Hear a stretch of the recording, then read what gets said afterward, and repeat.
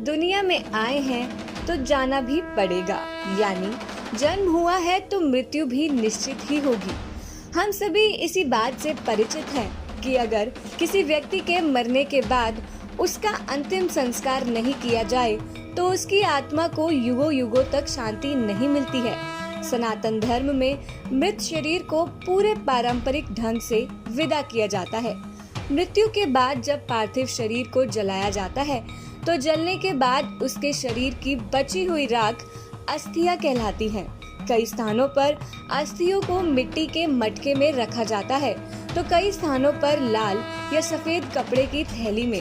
इसलिए पार्थिव शरीर को मिट्टी भी कहा जाता है। इसके पीछे मान्यता है कि मरने के बाद शरीर मिट्टी में ही मिल जाता है।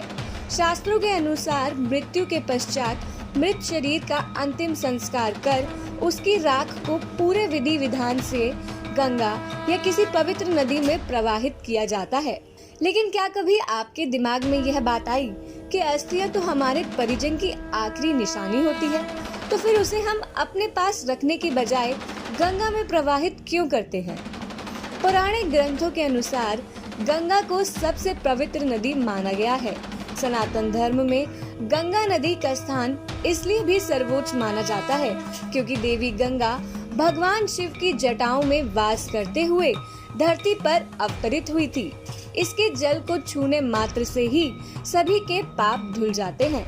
इसलिए व्यक्ति चाहे कितना भी पापी क्यों ना हो, उसकी अस्थियों को इसके जल में डालने से उसे मोक्ष की प्राप्ति होती है।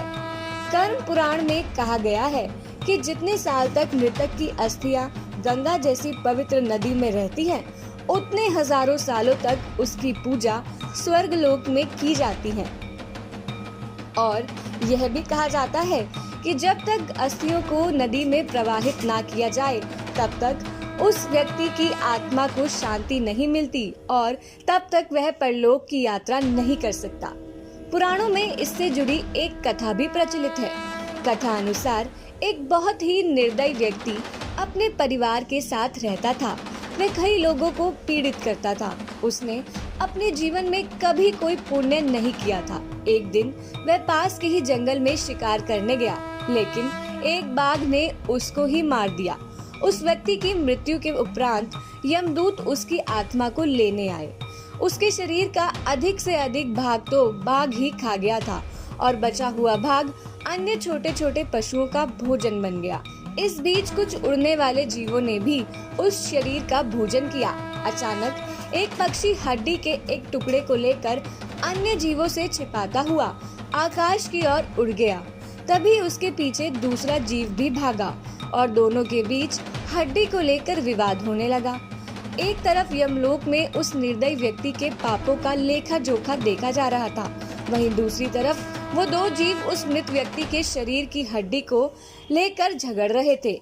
उनकी लड़ाई में हड्डी गिरकर सीधा गंगा नदी में जा गिरी।